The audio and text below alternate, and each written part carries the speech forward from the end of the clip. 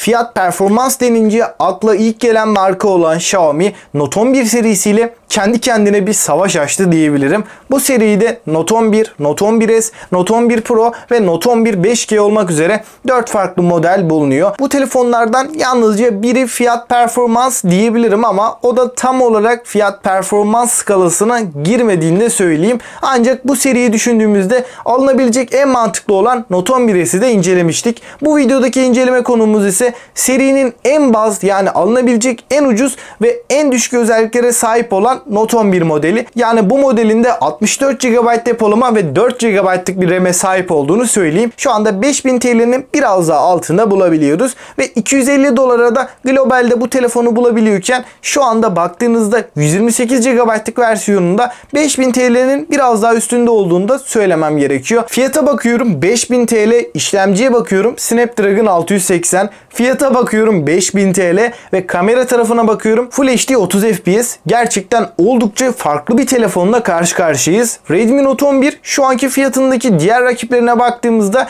en geride kalan modellerden birisi. Normalde değerlendirme kısmında alınır mı alınmaz mı bunun üstünde konuşurduk, ancak şu anda videonun başında erkenden söylüyorum ki bu telefon hiçbir şekilde şu anki fiyatıyla alınmaz. Ve Redmi Note 11'i neden beğenmedim? Bu fiyata neden alınmaz? Bu soruların cevabını da tek tek ortaya koyacağız. Şunun altını net bir şekilde çizelim. Redmi Note 11 kesinlikle kötü bir cihaz değil ama fiyatını hak etmediği için alınmaz diyorum. Eğer bu videoyu Xiaomi Türkiye ekibinden birisi izliyorsa kesinlikle kızmasın. Burada eleştirileri yapıcı bir şekilde algılayarak bundan sonraki serilerde en azından fiyat tarafında daha iyi bir çalışmayla karşımıza çıkmaları gerekiyor. Aksi halde Xiaomi'nin Türkiye pazarının önümüzdeki süreçlerde daha da küçülebileceğini düşünüyorum. Uyarımızda yaptığımıza göre bu tarz çalışmalara, objektif incelemelere destek vermek için videomuzu beğenmeyi ve abone olup bildirimleri de açmayı unutmayın. İsterseniz daha fazla uzatmadan Redmi Note 11'in tasarımıyla incelemeye başlayalım.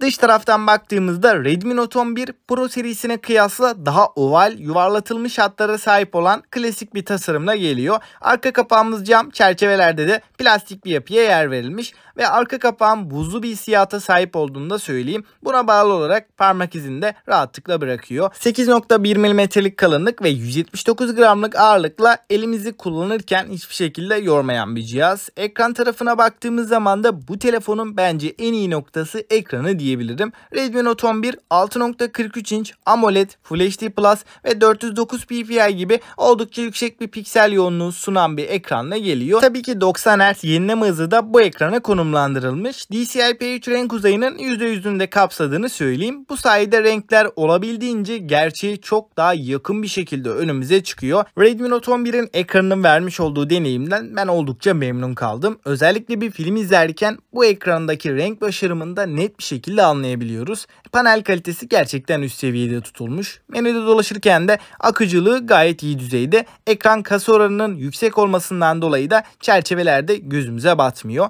Ekrandan kameraya baktığımız zaman arka tarafta dörtlü kamera düzenini görüyoruz. Ana kameramız 50 megapiksel HDR ve yapay zeka destekli, fiyatına göre orta düzeyde diyebileceğim bir kamera. Yardımcı kameralarda da 8 megapiksel ultra geniş açı, makro ve derinlik algılama kameralarını da görebiliyoruz. Ön tarafta ise 13 megapiksel f2.4 diyaframlı bir kameraya yer verilmiş. Fotoğraf çekim kalitesi olarak özellikle parlak alanlarda çekim yaptığınızda renklerde sapmalar olabiliyor. Biraz gerçekten uzaklaşıyor diyebilirim. Keskinlik olarak ana kamerayla çekilen fotoğraflar tatmin edici düzeyde ama renk doğruluğu açısından bu kamerayı ben çok beğenmediğimi söyleyebilirim. Bunun dışında ultra geniş açı kamerası da kesinlikle beklentilerimin bayağı altında kaldı. Video tarafında ise hem ön hem de arka kamerayla yalnızca Full HD 30 FPS videolar çekebiliyoruz ve optik bir sabitleyicimiz olmadığından dolayı da video performansını hiç beğenmediğimi söylemem gerekiyor. Bu fiyat bandında böyle bir performans bence çok da kabul edilebilir bir düzeyde değil.